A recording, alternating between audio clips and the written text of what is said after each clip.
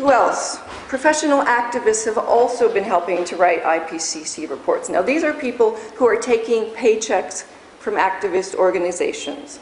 We have Richard Moss, who has been involved with the IPCC for 20 years. During part of that time, he was a vice president of the World Wildlife Fund. Bill Hare is considered a legend in Greenpeace. He has been a spokesperson since the early 1990s for Greenpeace. And when the last report came out in 2007, he was one of only 40 people who helped to write the synthesis report, which is the summary of summaries, because IPCC reports are thousands of pages. You need some executive summaries. He's in the inner circle writing that report. Now, there are more students, there are more activists, but we don't have a lot of time today, so in my book, these are not the only ones by any means. So here's two more. Michael Oppenheimer, he worked for 20 years for the Environmental Defense Fund. It's a very wealthy, very influential activist group in the US. He is currently leading an IPCC chapter for the upcoming report.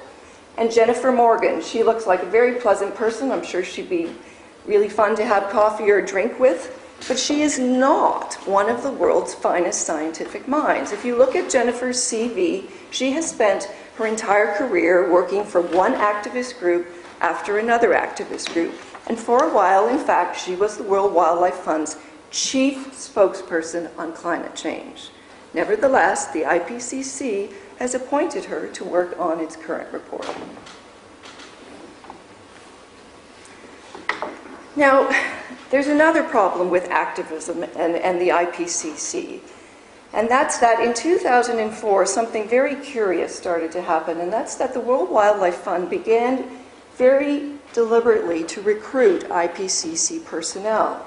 And by 2008, according to documents available on their website, it had persuaded 130 people that it described as leading climate scientists, mostly but not exclusively from the IPCC, to join its own panel.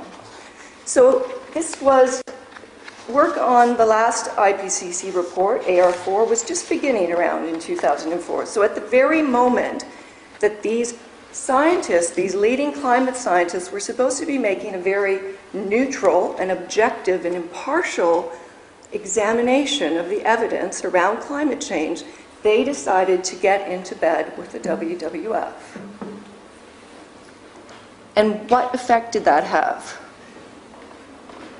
Well, in 2/3 of the chapters for the last major IPCC report, there was at least one and as many as 9 WWF-affiliated scientists working on that.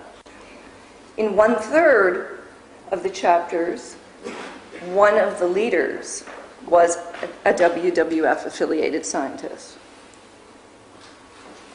There was a chapter that concluded that 20 to 30% of the world's species are threatened with extinction. Both leaders of that chapter were affiliated with the WWF, plus 6 other people. So the IPCC stacked the species extinction chapter with 8 WWF people. Are we really surprised that they then concluded that species extinction is a big concern with respect to climate change? So a few weeks after my book was released, the WWF issued a press release in which they said, oh, no, the IPCC hasn't been infiltrated by us. There's a little bit of overlap. There's some overlap.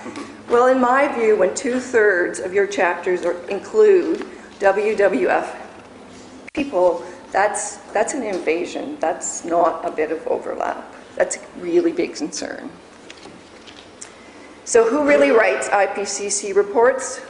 Students, unqualified scientists, professional activists, and scientists who are so unsophisticated and so naive that they don't appreciate that you should not be getting into bed with activist groups at the very moment that you have been entrusted by the entire world to take very close and careful a look at the evidence around these issues.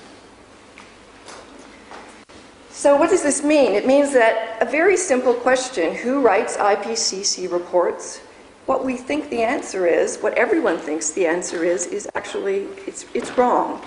That it's not, and now I am told as a journalist that there is a consensus about what the science is around climate change.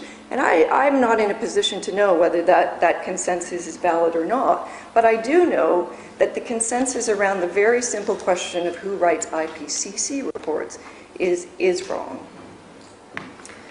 Okay, now I'm rushing here because my presentation is a bit longer than the time allotted. There are other claims about the IPCC that turn out not to be true. We're told that it's utterly transparent. No, I'm sorry, it's not. And there are a number of people who've looked at that question independently, and we've all come to the same conclusion. We're told that there are policies and procedures and that these are followed rigorously. In fact, I'm having a difficult time finding a single rule that the IPCC did follow. Like, really, truly, it's amazing. I've never seen a story like this one. We've been told that the IPCC relies solely on peer-reviewed literature. And the chairman of the IPCC likes to go around the world saying, we don't settle for anything less than peer-reviewed literature. If it hasn't appeared in a peer-reviewed journal, you can just throw it into the dustbin. That's what he says. But in fact, when I invited some people about a year and a half ago to help me on my blog look at the references cited by the 2007 IPCC report, we found approximately 1/3 of those references were not to peer-reviewed literature. There's a huge gap between the rhetoric of the IPCC and the reality. So there are wider implications, and what we have then is we have an organization in which lots and lots of people, hundreds, thousands of people are involved with the IPCC. Many, many people knew that a number of the authors who are involved are not remotely the world's finest scientific minds. Many people knew that it was not based solely on peer-reviewed literature. But there have been no open letters. No one apparently took Chairman Pachauri aside and said, sir, you can't go around saying that publicly. It's not true. We have an organization that has been saying very misleading things to the public and to policymakers and to lawmakers for a long time. And it's been this conspiracy of silence. And I think that tells us something about the integrity of this organization, about how trustworthy it is. So my book's conclusion, I've just given you a very quick overview, is that the IPCC is an organization that doesn't describe its own personnel, its own reports, or its own procedures accurately. That's pretty basic stuff. And if it can't do that, why would we imagine that it has understood far more complicated questions and that it has come to the right conclusions?